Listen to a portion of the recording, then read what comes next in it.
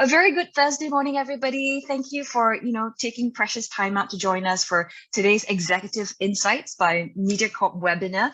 We're here to promote diversity and gender equality. Well, my name is Otelli Edwards. I'm from CNA, and I'm going to be your host for today. And today's session is actually the first of the three-part Women in Business series.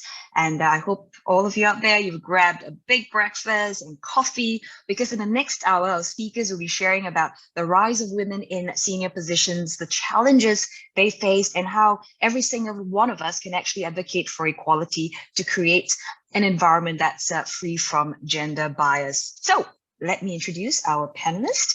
Three female movers and shakers from various industries. First up, we have Chloe Neo. She is a CEO from Omnicom Media Group. So congratulations on your recent promotion. Nice to see a female CEO, as always. And as a Singapore-born and bred media professional and also a mother to two thriving teens, and I know how much hard work that is. Chloe is recognized for her capabilities and effectiveness across agency leadership, media consultancy, business management roles, on local and international businesses.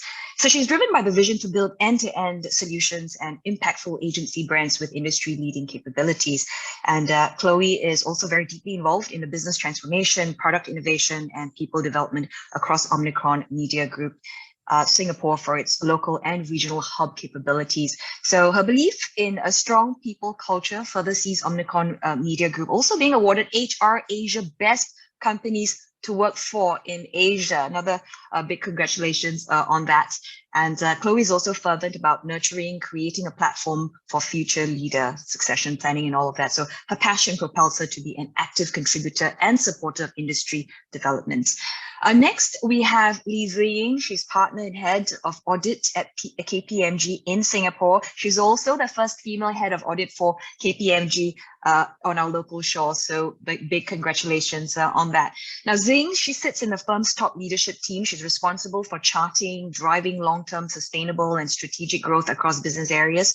She also leads KPMG Cares, which is a community outreach program of the firm, which is focused on fostering inclusive employment, sustainable communities, and social equity. So Yeng has over 20 years of experience with her driving audit excellence. She works with listed and global companies, particularly in the financial services and real estate sectors, to build trust and transparency for financial reporting, including supporting clients to navigate the, we all know how our landscape is constantly evolving and challenging. Yeng also serves on the boards of the Accounting Standards Council for Singapore, the Singapore Business Federation Foundation, and the Duke and US Medical School.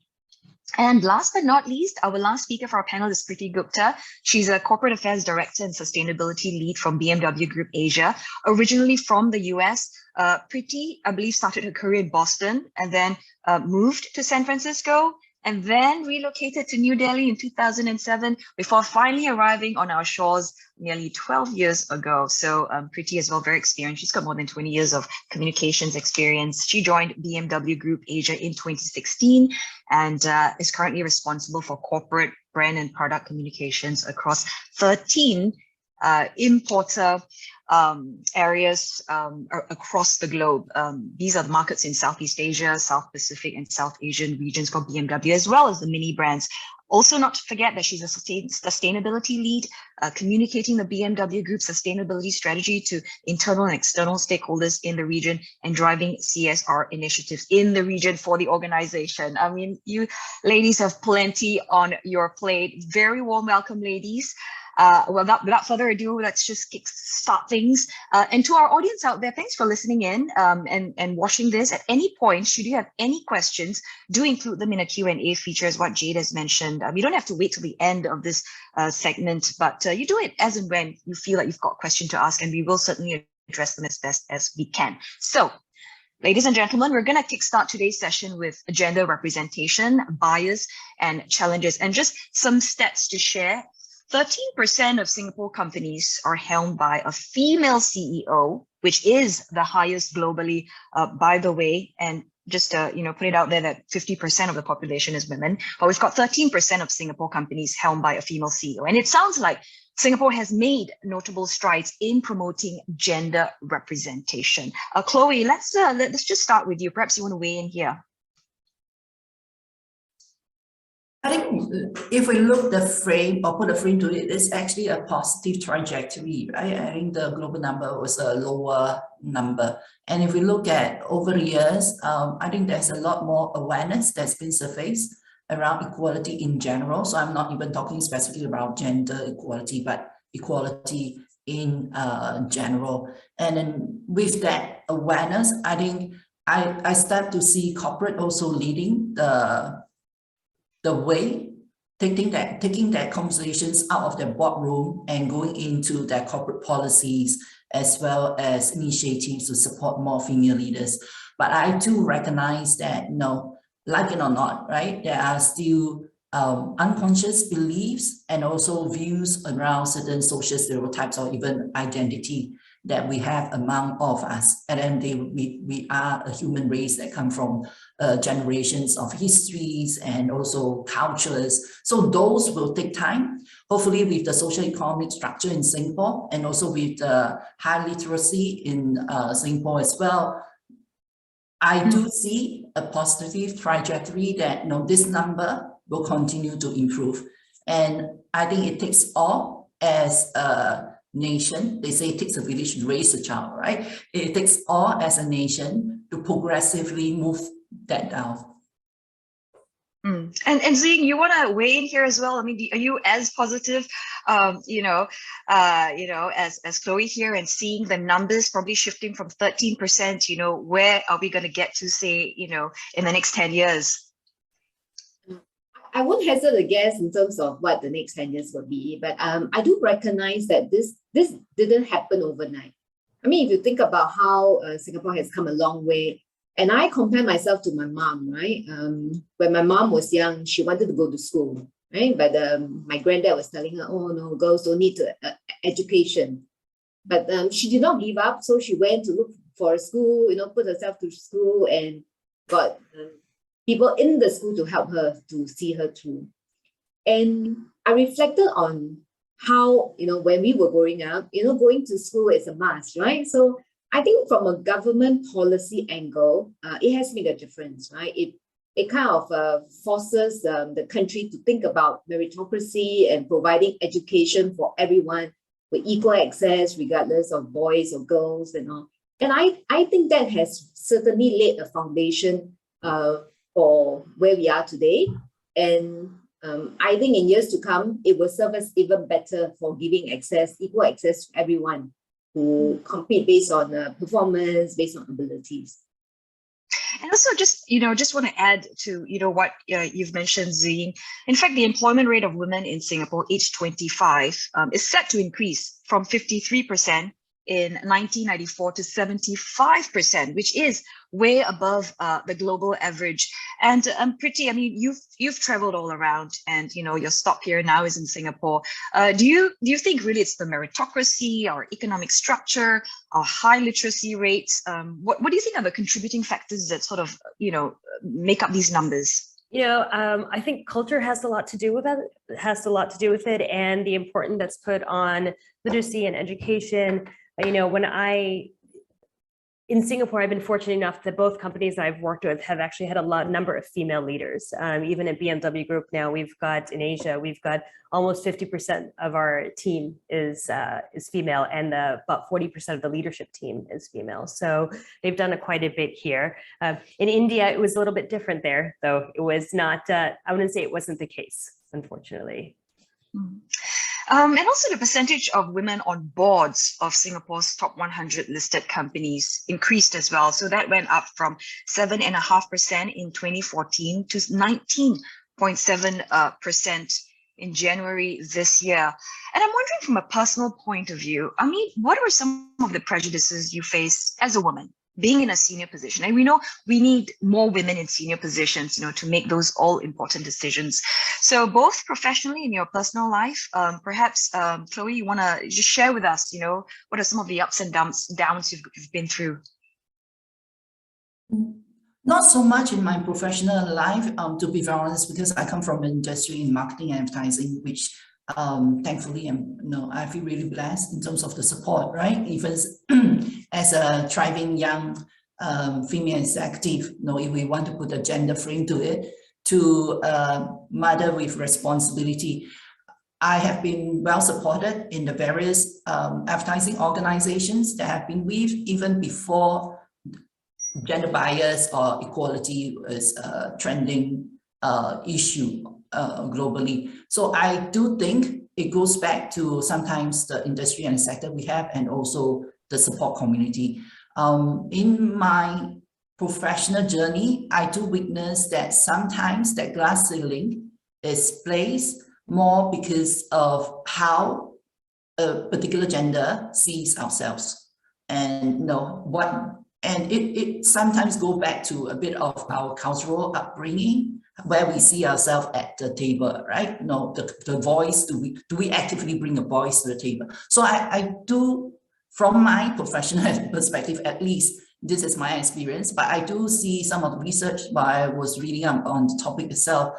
And even in Singapore, a recent survey that was done in March, more than 1 in 5 felt that there is gender discrimination in their workplace. So I do recognize it's real. Just that at this point, I don't really have a professional incident, but from the different research and cases I've read about, I do see that it does sometimes lend itself in different organization or industry. And I mean, in this day and age, it is still common to hear comments like, "Oh, you're good at your job as a woman," or "Are you planning to have a baby or more babies? Or are you going on maternity leave soon?" So are these the sort of questions like Preeti and Yeng, are these sort of the comments, you've heard? And if you actually receive comments like that, I mean, hopefully not from your supervisors or your bosses, and how do you respond to something like that? Advice on that, please. Well, I mean, unfortunately, I've never received that here, but when I was living in India, I was actually told that because I was single, I was going to be given more work to do. And it wasn't that you were going to go further ahead. It wasn't but I never thought that my personal relationship, my personal life outside would be impacting how much work would be given to me. So it wasn't You buy a ring then and put it on. Yeah, I mean, a ring, a whole family, apparently because I didn't have a family to take care of and I was single, I was flat out told after a very long day where I still had a couple more hours to go that I had to get used to it, that this is what's going to happen because I was single.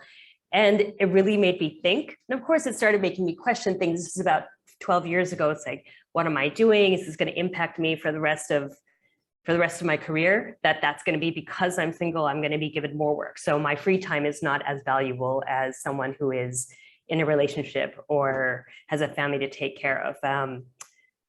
But it just made me rethink kind of like where I was, and that moving forward at the next job that I was going to take, I needed to make sure that I prioritized my personal life and that I made it a point to highlight that I may not have a family, but I do have friends, I do have a life, and my personal time is just as important. So I made that a point to kind of, whenever I've gone into my jobs, my positions after that, to highlight that. But it was kind of a shock. It was a shock to say that, for sure. Actually, I can maybe just add to what Preeti has said, right? I can so relate to Preeti's experience. And I would also like to think that sometimes when comments are shared like that, I mean, people who are single should also see that as an opportunity, right? Because they are given things that is probably outside of the norm. And if they are able to capitalize and make the best out of that experience, I think it's not necessarily a bad thing. And this stereotyping about, caregiving responsibility, I do think that, I think being Asians at heart, we do have some cultural norms, right? In terms of, who is taking care of the family, who's doing what role at home. And it's beyond just, whether you have children to take care of, or, you have elderly parents to take care of, then I think we need to kind of have a more open mind in terms of, let the individual assess for himself or herself, what are the outside of work responsibilities. And people should have that choice and be able to exercise that choice when it comes to balancing, work versus, outside of work, and be given that equal opportunity to explore, it's up to us to make choices in life. Actually, I've got a really good question coming from one of our viewers, Nita. She's asking, what is the most common fear you see in women in terms of trying to take the next step in trying to explore career advancement? What's holding them back?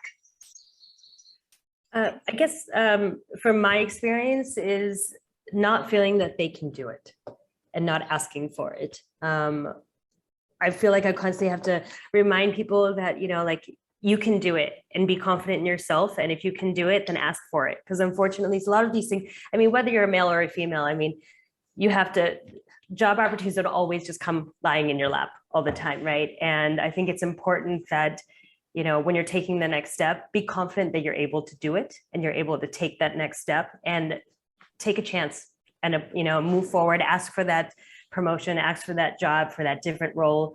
If you don't ask, then I think you'll never know, right? You'll never know what's the reason for you not. It sounds so cliche, right? If you don't ask, you're not going to get. But obviously, I think our cultural experiences, sometimes it's our upbringing as well. We have certain people telling us that, like maybe girls, wouldn't be so good in math or science or physics, and we kind of grew up with that. But in your experience at KPMG, seeing, do you have to have like pep talk with some of your staff, for instance, and say, I think you should try and ask for this role or that role because you're capable of doing more than what you've been doing? Fortunately, in the environment that I come from, I think finance and accounting is quite female-centric to start with. And if I look across the workforce that we have close to maybe 60% of our people who are female. And like I mentioned, this thing about the cultural norms, right? I think people at a certain age group will struggle with, maybe I need to take a pause, or I need to slow down in terms of my career building to take care of the family. So we do often hear that conversation, but I don't think it's something that we cannot overcome. It doesn't mean that if you need to take care of the family, you need to give up your work totally. I think it's the trade-off you have to kind of weigh, and maybe it's about slowing down but not giving up. And it also depends on whether you have family support or parents who take care of your children while you can still continue to build your family. So we do have that kind of conversation, and you need to have that conversation because every individual is different. Like the family circumstances is different, their priorities in life are different.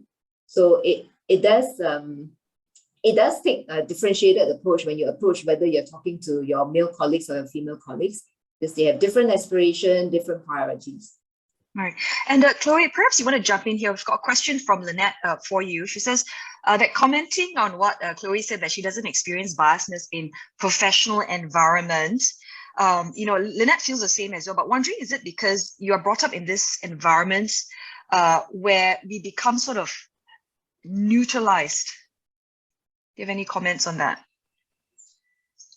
Yes, I see it in both frames, right? It could be neutralized in a positive way where, while we recognize, I'm not saying that there isn't biases, right? I think in any organization, as long as we come from diversity of background, cultures, and upbringing, there are certain things that we bring in to the community and the group that we work in. So there's biases, but because of how corporate comes together as a joint belief, that culture and values and behaviors, it penetrates across more of the diversity to bring everyone into one common space. So I think when it comes to that, yes, maybe that neutrality is brought on because of the corporate initiatives, right? And you start to promote and recognize more of your female talent and promote them into positions to create that influence and kind of balance it out over time. So I do believe, right, because in the early days, it's an ad-man world. They never talk about an ad-woman world, right? But I do think we have come a long way, just like what Yeng has talked about. Generationally, we have improved, we have grown. And likewise, I do think that opportunities and access to resource, education being the first step, right? Access to education, and from there a career, then the choice are ours. I mean, there's questions about, do we see a healthy representation on a certain board?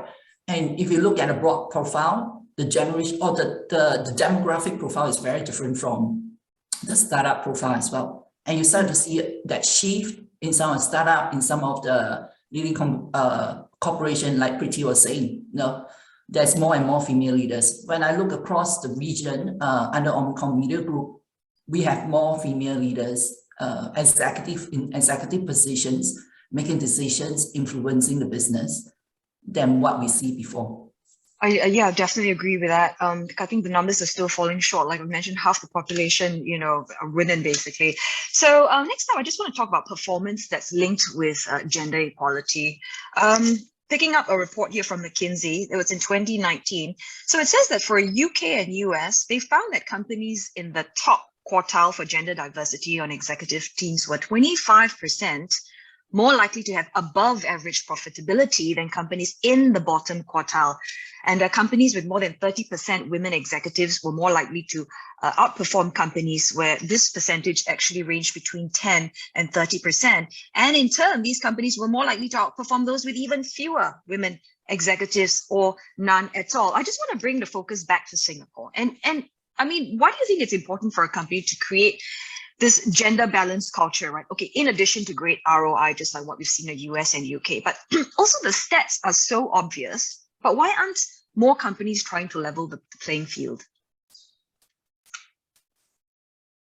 Maybe I'll jump in real quickly here. I mean, in addition to there's ROI, but I guess from a business perspective, it actually just helps us understand our customers better, right? Because our customers are across the board, from a gender diversity, cultural diversity across the board, and understanding them and having a diverse workforce actually helps us better understand our customers from that sense. From outside of that, honestly, I think we lead by example, right? I feel like for our organization right now, we've got a number of women across the organization, across different levels, and I'm hoping that encourages other females. And we work with a lot of schools and students, and hopefully they see that, okay, we can lead by example, and this is something that I can do, right? So it's not just for now, but for later, if that makes sense. Yeah, makes complete sense. Yeng, you want to step in here? Yeah, so my view is, I think why companies are doing that a lot more, it's also because women really add value to the process, right? So it's not just there to kind of meet a quota system. And I think over time, the female representation that comes with the different experiences, I guess, just being wired differently, I think it helps to enrich conversation. It adds a different dimension when we are making decisions. So I think over time, you kind of prove that a fair and diverse workforce does make a difference to the business. And because of that, I think companies are more encouraged or motivated to want to provide a gender-friendly environment. And Chloe, I mean, for your company, I mean, how do you what's the ratio between men and women? And I mean, is it a conscious effort you make to make sure that like what Yeng is saying, you need that sort of women, we just offer something else different, to the plate? I think very similar to Yeng environment, right? We are almost 80-90% female-centric, as in terms of the population contribution or some sort of composition, right? We are 80-90% female. But you do see that when it comes to a more senior level of positions, it becomes maybe 50-50. But that is still compared to industry average healthy. But I'd like to bring it forward then to also then, it could be expectations. I mean, there are choices, right? So I believe as long as female empowerment is there, whether they further to advance into senior positions or choose an alternative career or something that suits themselves, I think that's the most important, when females are empowered to make choices. And senior positions might not be something one would want, right? Because of other commitments or aspiration in life. So I think we should have that frame also. And back to more the corporate side of things, I want to quote, and this is one of the especially in current talent crunch situations, right? This is one of the quote by Deng Xiaoping, one of former China president, right? No matter if it is a white cat or a black cat, as long as it can catch mice, it is a good cat. So talent is recognized for capabilities. Progression, career advancement is based on how we show up in our work every day, how we show up in the conversations we have, how we take that leadership role forward. And leadership happens every day. Yeah, well said, and thanks for bringing up that point, from Deng Xiaoping. You know what, actually one of the things that really surprised me is that very basic questions, right? Like if you go to a lot of companies and you ask them, how do you define gender equality in the workplace, right? It's a very simple, basic question, but actually a lot of companies struggle with that. And we've certainly come a long way from 2016. I'm not sure if you remember when there was a UK receptionist who was fired for not wearing high heels. So I'm wondering, what's your definition of what gender equality is? Preeti? I mean, for me, it's having the same opportunities, being given the same opportunities to move ahead, to try new things, to whatever it may be, right? I think that's the base opportunity. And whether that be an opportunity from a pay perspective or an opportunity from a different jobs or skill set or whatever it may be, I think that's the base of it in my perspective. See? Yeah, I identify with that as well. I think it's about giving equal opportunity, access to learning, to development, to career opportunities. And the focus must be on performance and outcome. And Chloe, just... Yeah, I'll concur with that, right? It's access to resource and from opportunities, if we put that, because in each of the societal or social economic, depending on the development of country, access and to resources and opportunities could be very different. So in Singapore, I think we have no issues with access to education. I think sometimes it goes back more into our family upbringing and family structure. In fact, I see a lot more powerful female in workplace, but their own expectation themselves in the family environment is very different. I've got a question here from Osman. Well, thanks to our viewers. You guys are very active thinkers today. We really appreciate that. Osman says this. He's got a question to the panelists, at large. Culture comes from past practices and habits. Which should take precedence, gender diversity or the culture? So often they are at odds. We've kind of touched on that a little bit. So there are sectors where women numbers are more than men. Is it more about giving women more voice, whether it's economic independence, rather than say pushing at X number of women in seniority? Because for Osman, it says that it worries him on the sustainability of those numbers and how performance, obviously. So he's open to hearing your views on that. Yeah, so maybe if I can have a go first, right? So Osman, you're right. Actually, I think a lot of the women do not like to be there to just fill a quota. We want to be there because we contribute to the agenda, we bring value, we can make a difference. So, so how we started the conversation around giving equal access, equal opportunity, that is the start. But the rest must be up to the individual to perform and to deliver. So I wouldn't say that we will be proud to be at the table if we don't bring any value to the conversation. Chloe, do you want to weigh in? Definitely, whoever goes into a senior positions and a bigger leadership role is show up, right? Whether you are good in your work. I definitely agree that it's not a token percentage we are looking at. We are looking at people who are capable and have shown up in their career journey that they are able to evolve, adapt, and constantly contribute. I think that's the thing that we are looking for in terms of leadership traits as well, right? And in certain profiles, yes, you do see people who are more adaptable to changes, especially in the last 2 years when we go through a difficult and unprecedented macro environment of COVID and COVID recovery. So I do see that percentage in terms of diversity. That's why I say the frame is no longer just about gender, but general equality will continue to improve. And it's not just talking about keeping a seat for a particular profile. It's about expanding capability. So we bring the right profile in to drive a better vision and also more collaborative synergy. All right. We've got another question here from the audience. How do we handle biases in a psychologically safe way when it's directed towards us or our peers? So I guess snarky comments or sarcasm, that sort of thing. I mean, I've heard it throughout the years, right? You hear a little comment about what you wear or, where women should be or shouldn't be or whatever. And I honestly, very familiar.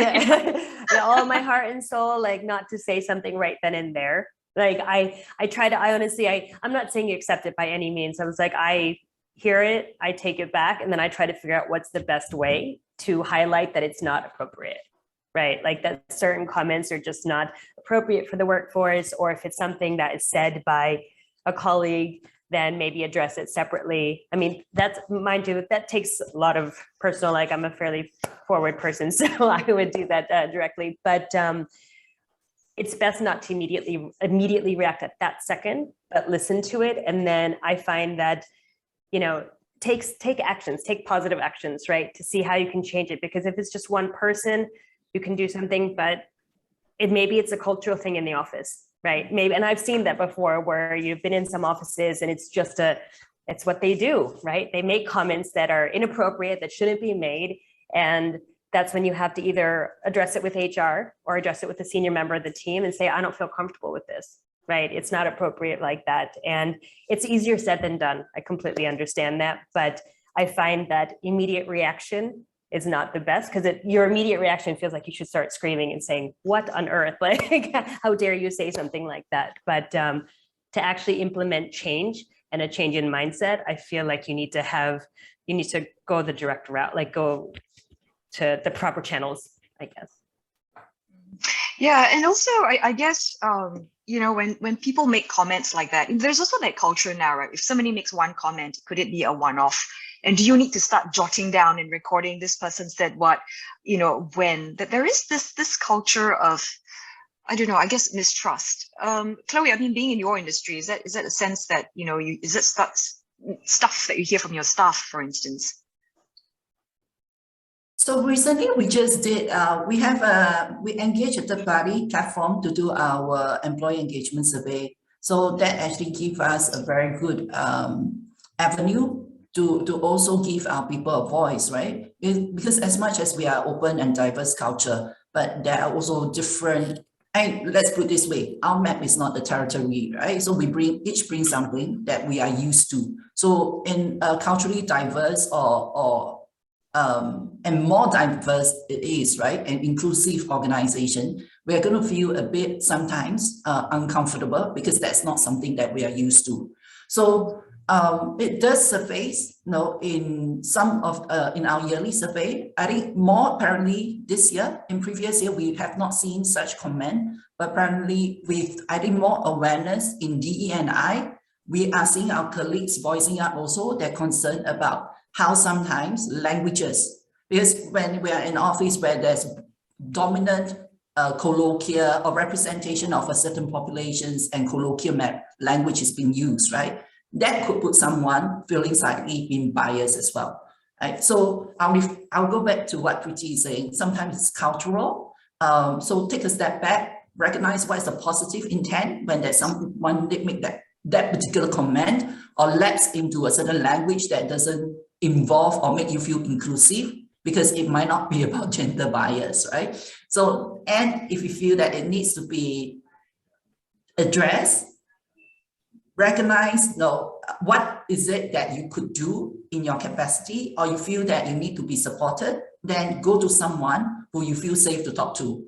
If you are the other person who is trying to help or be supportive toward a peer of a fellow colleague that you feel is being discriminated, I think sometimes it's good also to check in with your colleague to get his or her view. because Right. you are using your frame on her, right? And if there is that common recognition, surface it to, I believe every organization would have a people department or HR department. Go with the right channel. I believe in today's context, most of the situations will be resolved, or there will be conversations that will be facilitated to make sure the awareness is being surfaced to all parties and there's resolution to it. Yeah. So in a nutshell, respond, but don't react, because I mean, obviously your response also shows the kind of leadership skills or traits that you have. All right, we're going to move on next to gender pay gap, which is a very touchy pain point for, for some of the women out there. But just before we talk about salary, I just want to do a poll now. I just want to get a sense of what our viewers think. We're going to drop a poll just to have a sense if the audience think that women are paid less than men. You see that poll now? It's right there on your screen. Do submit it. Just need to click submit, and we are going to have the numbers up in a short while, just to see what it is.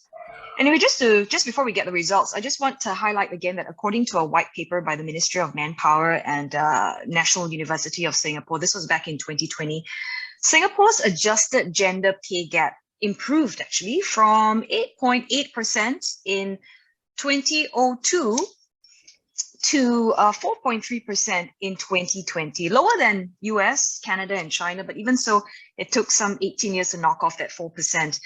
So if we're striving for equality, most will argue that there should not be a gap in the first place. But I mean, right, I've got the poll results, by the way.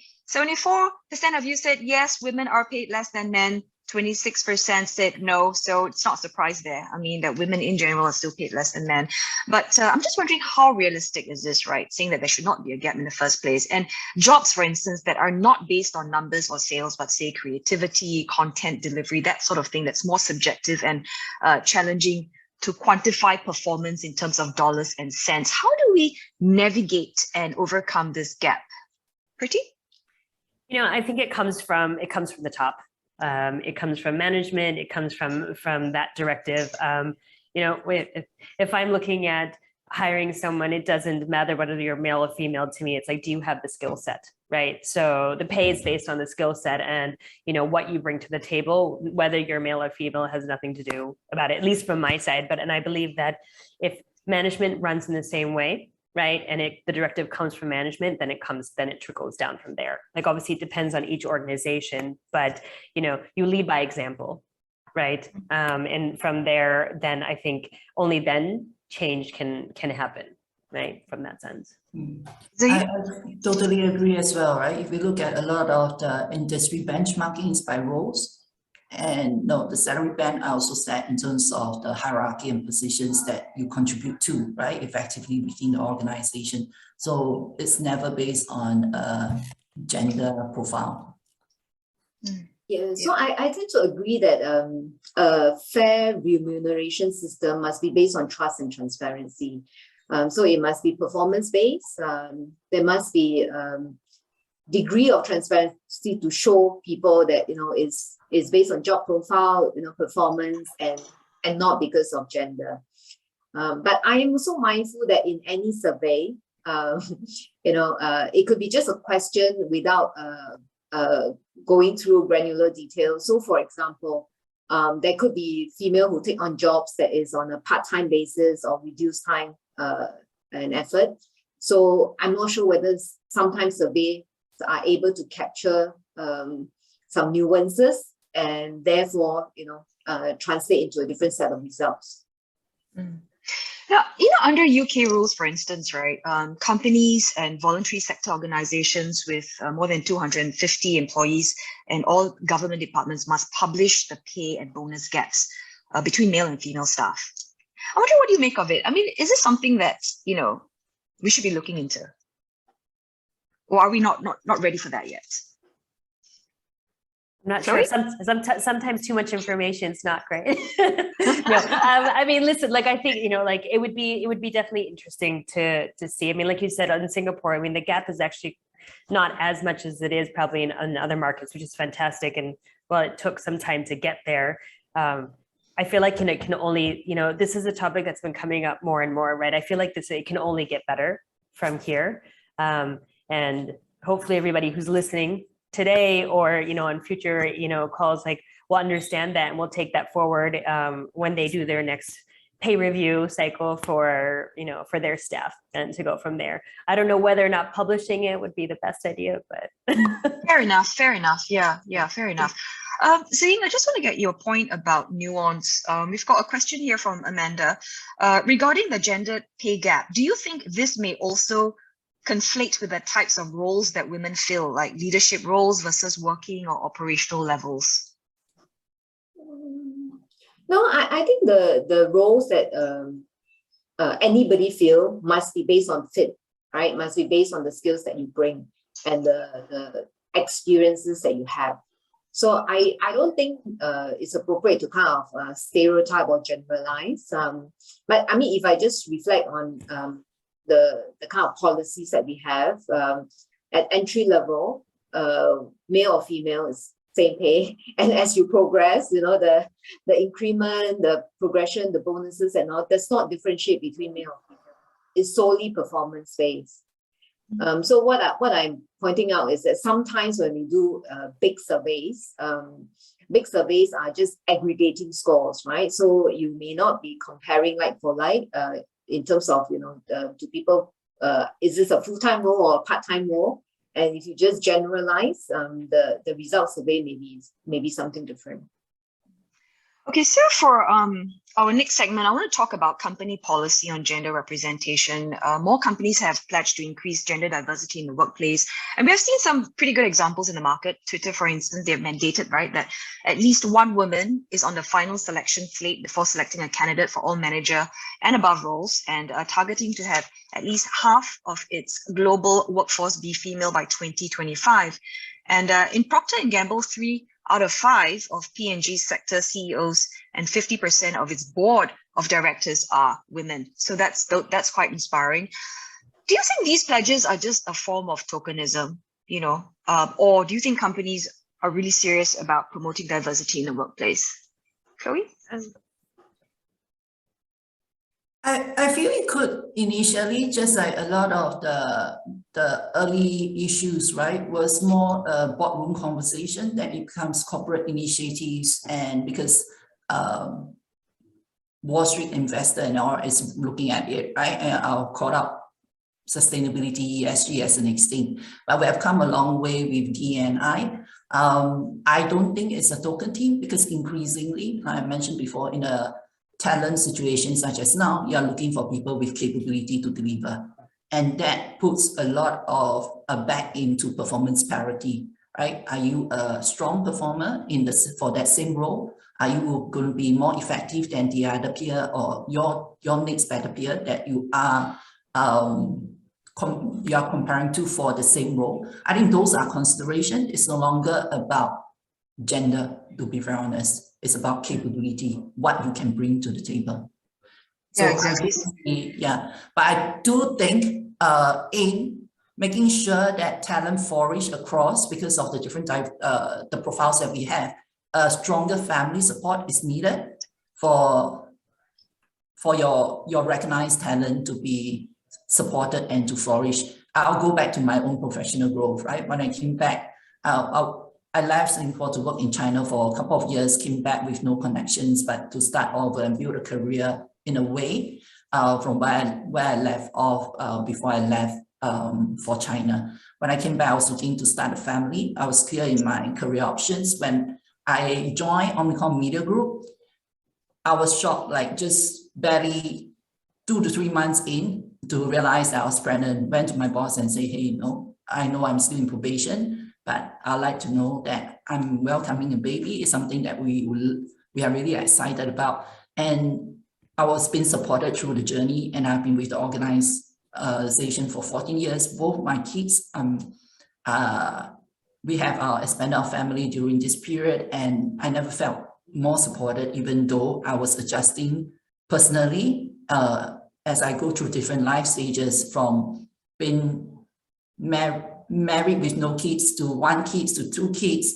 And I'll say for female leader to flourish, one is a professional community support, in terms of training support, as well as the platform to contribute to influence. But it's also about ensuring that they are able, I think it appears, I'm putting a female frame to it because we are in this conversation. Otherwise, no, whoever in the organization will need to be able to fulfill their personal life as well, right? Because everyone is integrated. So we talk about rhythm. How do we create and make sure that our talent are able to find their rhythm in life so they are able to flourish at work? I'm glad you brought that out about family support, and I hope that answered your question, Jasmine, because Jasmine, one of our viewers, had this issue about support and the family support, and how do we get more of that? Because you need a whole village, just to make sure that you stay on the right track and you can do other things at the same time. Yeng, I just want to expand a bit and look a bit beyond just gender representation and just look at diversity as a whole. What, in your opinion, is a holistic view of diversity that goes beyond gender? We're talking about skill sets, cultural aspects, and even age, for instance, and not to mention that Singapore's, lifespan, it has actually gone up to 85. So your thoughts on that? Yeah, so to me, diversity is beyond gender. I think we need to look at what we need in a role, or what we need, let's say, to complement the rest of, let's say, the board. And then based on the role, the skill sets we need, then unpack the best fit, for that profile. And not start with the conversation around, I need to kind of fill this female quota, and therefore the only way is to find a female director, for example. It must start from what is best fit, what is the best candidate to complement the rest of the members or the rest of the leadership team, to make the whole team effective. So it's beyond gender. You have to look at maybe experiences, the skills, the cultural background, the age, just a lot more dimension to it. And just before we, wrap up this session, like I've mentioned, we're getting really good questions. I've got one here from Bashir. He says a third of men think feminism does more harm than good, and believe that traditional masculinity is under threat. That's 33%. Bashir wants your views on this. Maybe you start with Preeti. I'm not sure if I'm the best person to respond to that.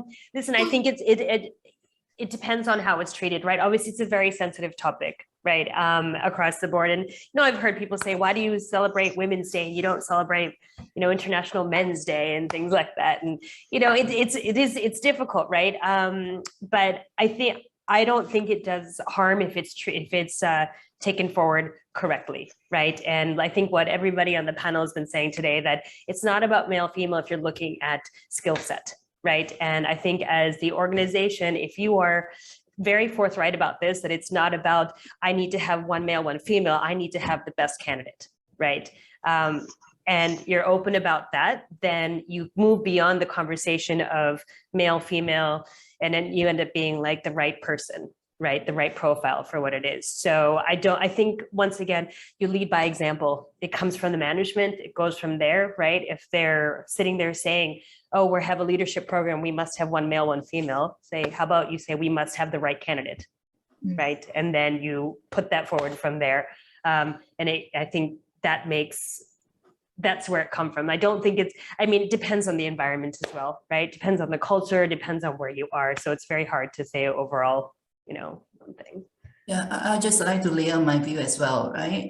Having a flourishing career and being in a senior leadership position doesn't mean that I'm less feminism in a way, right? If I look at it, no, I still play the role of a mother.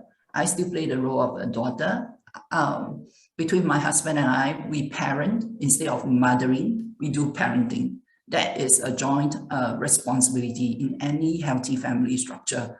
So I don't think promoting or allowing female access to education, opportunity, resources, so that they feel more fulfilled as an individual is going to compromise relationship or the archetypes or cultural structure that we know. In fact, be more fulfilled, they will be able to contribute more to the relationship, to the culture, to the family as well.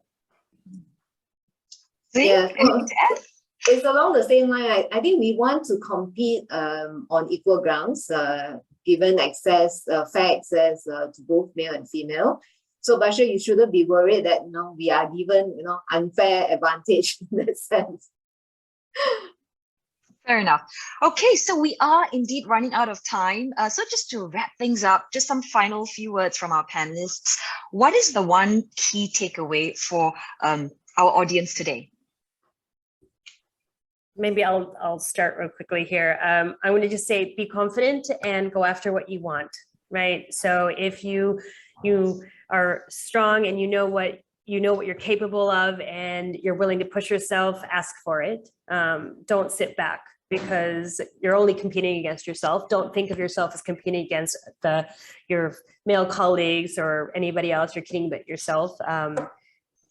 Take the chance, take the risk. And for me, I think I want to encourage and broaden the diversity lens beyond gender. It is more important to promote diversity in terms of skill sets, experiences, cultural background, and so on and so forth, beyond gender. I'll say don't put a glass ceiling on yourself. No, I'll go back to 3 words, right? Awareness, understanding, choice. So while we are aware there's a need for greater diversity in some organization, if you recognize that you're in an organization that has a certain bias towards an identity group or profile, and you're feeling that glass ceiling, with that understanding of what you can do and you have tried, then there's always choices. That's right. Grab life by the horns and just run with it. Thank you so much. I've gained a lot of insight, from you ladies, and I hope the viewers as well. It's certainly been a meaningful and robust session, and I hope that this is just the first of more things to come. We've got 2 more Women in Business webinar happening, so I hope for our viewers out there, you would also be looking out for that. Once again, thank you each and every one of you for coming to Executive Insights by Mediacorp. Of course, big thanks to Chloe, Yeng, and Preeti for being upfront and just being honest about this discussion. On that note, we wrap up today's session, and I'll see you later on CNA. I'm coming on at 5 p.m. Signing off now. Thank you. See you, everybody. Thank you. Bye.